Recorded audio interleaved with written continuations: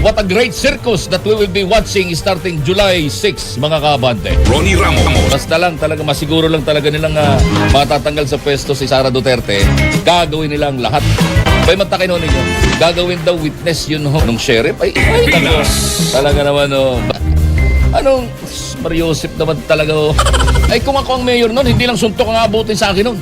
Sampok talaga ang abutin nun sa akin kung ako yung mayor. Hindi lang suntok ang abutin nun. Abante Diba? Pilas. Baka ipakulata ako pa yun. Masyadong masama ugali mo, hindi ka tao. Paano kaya ako itong sheriff na ito? Nagkataon na siyang pinilalayas at nakiusap, hindi rin pinagbigyan. Di ba? Ay yung sheriff, nagtigas-tigasan. Nagmatigas. Ay siyempre yung mayora, pinakikiusapan ka ng maayos. Huwag ngayon, magpapasko. After Christmas, baka naman pwede. Di ba ka? Ay, nagtapang-tapangan yung sheriff. Sinuntok. Oh, ay kung ako ang mayor nun, hindi lang suntok ang abutin sa akin nun. Ako talaga naman napakaganda ho ng ating aabangan sa July 6 sa pag-uumpisa ng impeachment trial.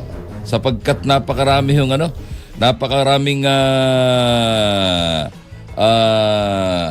yung biglaan, yung mga sorpresa. Ako na hindi natin kung tatanggapin ito sapagkat may mga pangyayari na hindi na bahagi nung panahong siya ay nasa position bilang impeachable official ang gustong isingit nitong mga prosecution.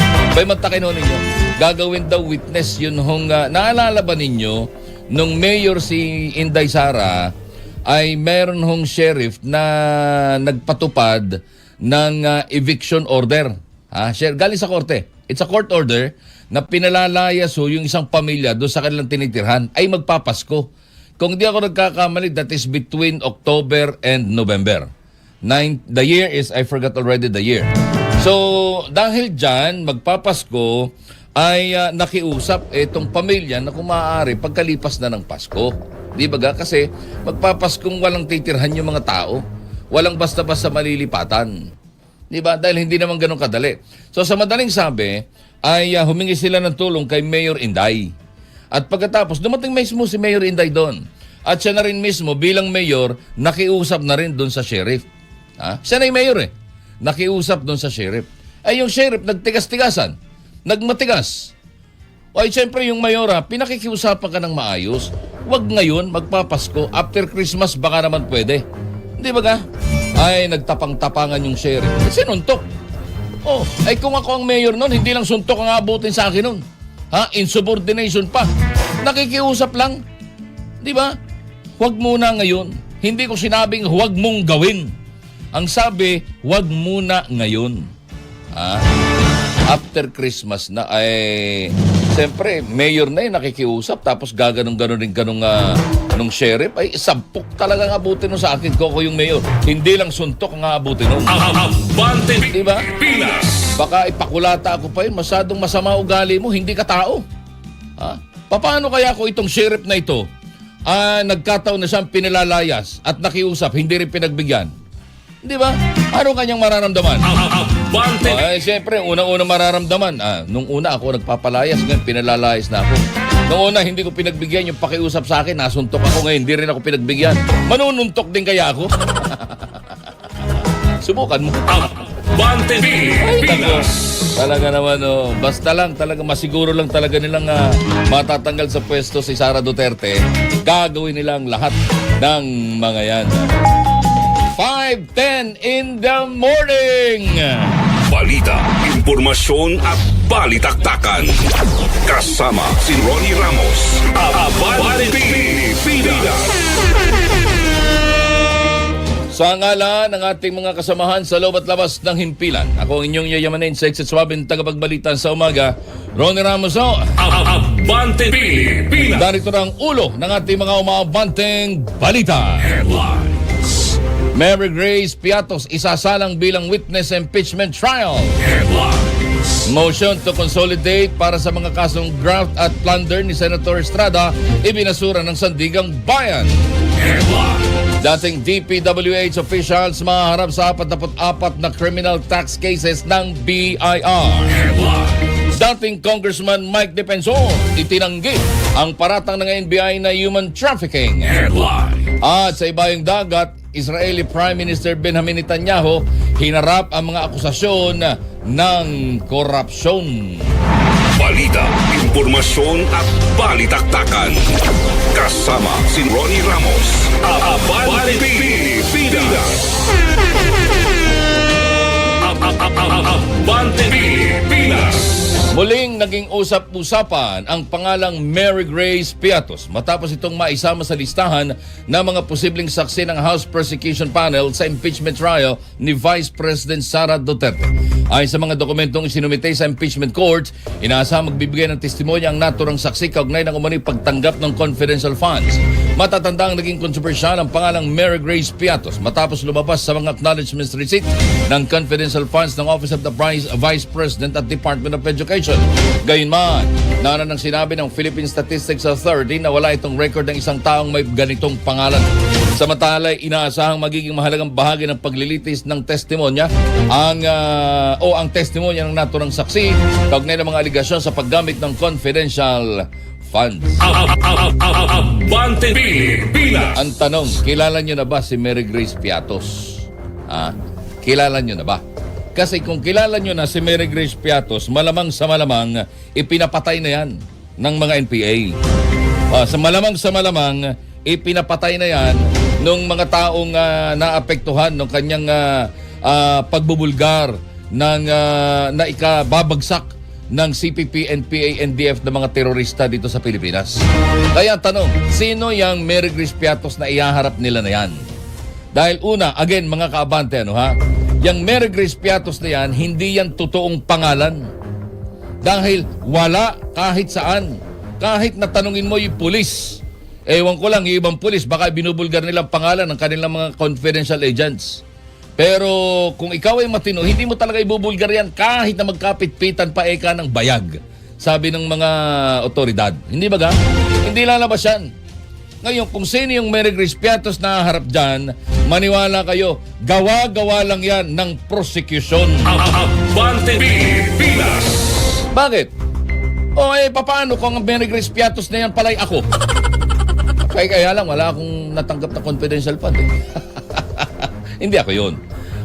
Halimbawa pa niya ang Mary Grace Piatos ay si Ansari. Hindi natin alam. Di ba nga? Malay mo, ang Mary Grace Piatos pala yung chief, yung mismo yung isa sa mga prosecutor na ayaw sa mga NPA. Di ba nga? You do not know. You do not know. Pero ano't ano man, kung talagang hindi totoo, maniwala kayo, hindi lalabas ang totoong Mary Grace Piatos. At hindi nila ilalabas yan kahit anong mangyari. At yan ho ay para sa kaligtasan ng tao na ito at ng kanyang pamilya. Abante Pilipinas. Kailan ba lumabas yan? Lumabas yan, Mary Grace Piatos, ito na, Vice President na siya. Pero nag-umpisa yan, yan ang naging dahilan, kaya nitong mga unang panahon, unang sandali ng pamumuno ng kasalukuyang bangag na administrasyon, unti-unti hong nalalansag ang mga NPA. Na ngayon, unti-unti na namang dumadami. Dahil nakaupo pa rin dyan ang mga terorista at mga komunistang congressman. Abante Di ba nga? Kaya sino yung ihaharap nila na Mary Grace Piatos? Tanong yan, mga kaabante. Pag may lumabas na Mary Grace Piatos at nagsabing siya yun, maniwala kayo, itaganin nyo sa bato, pitpitin nyo man ang aking bayag, sigurado kung hindi yan ang totoong Mary Grace Piatos. Ronnie Ramos. Abante Pilipinas.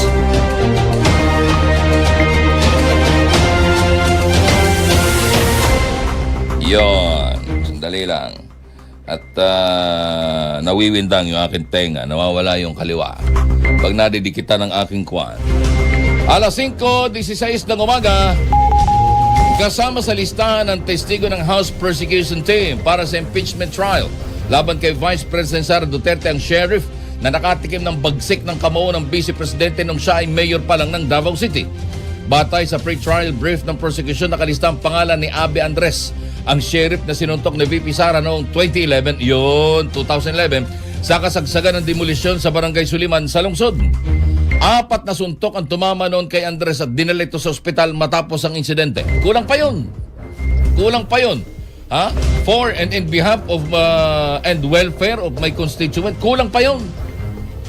Hindi ka matuto, wala kang kwentang tao.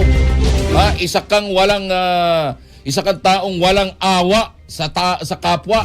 Ganun yun. Abante Pilipinas. Nakasaad sa pre-trial brief na ang pagpapaharap kay Andres ay layuning patunayan na may tendency talagang maging marahas si VP Sara. Kasama rin sa nakalinyang testigo ng prosecution si NBI Director Melvin. Anong Mariosip naman talaga. What a great circus that we will be watching starting July 6, mga kabante. Ronnie Ramos. Abante Pilipinas. Si Director Melvin Atibag Matibag. Ronnie Ramos. Abante Pilipinas. Siya ho yung isa sa mga witness. Anak ng teteng talaga. Maganda ito. Maganda itong Ronnie Ramos. Abante Pilipinas. pina na naman iginit naman ang kampo ni Vice President Sara Duterte na hindi dapat gamitin bilang ebidensya sa impeachment proceedings ang kanyang mga Statement of Assets, Liabilities and Net Worth or SALN bago siya maupo bilang Vice Presidente noong 2022. Ayon kay Defense Counsel Attorney Michael Powa, nakabata ito sa isang desisyon ng Korte Suprema na nagsasabing ang mga impeachable offense ay dapat lamang tumukoy sa mga umano'y paglabag sa nangyari habang nanunungkulan ng isang opisyal sa isang impeachable position. Dahil dito, kinukwestiyon ng depensa ang paggamit ng mga dokumentong may kaugnayan sa panahon bago manungkulan si Duterte bilang Vice Presidente. Abante Pilipinas. Ganun din ang sinasabi ng ilang mga kaibigan nating nakakaintindi. Ayoko sabihing expert at baka hindi rin nila amining sila expert. Pero halos lahat ng mga kaibigan ko ang abogado, yan ang sinasabi. Yan ang sinasabi. Halos lahat ng kaibigan kong abogado kasi hindi naman lahat ay nakausap ko na eh. Abante Pilipinas. So, yung impeachment ay ang dapat na mga kasama dyan sa article of impeachment, hindi mga reklamong naganap nung panahon siya ay nasa impeachable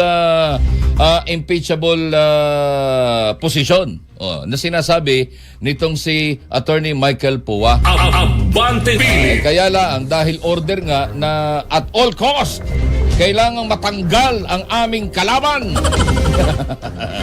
Ngayon, kasi nakita ninyo, hindi na ho interesado, wala na.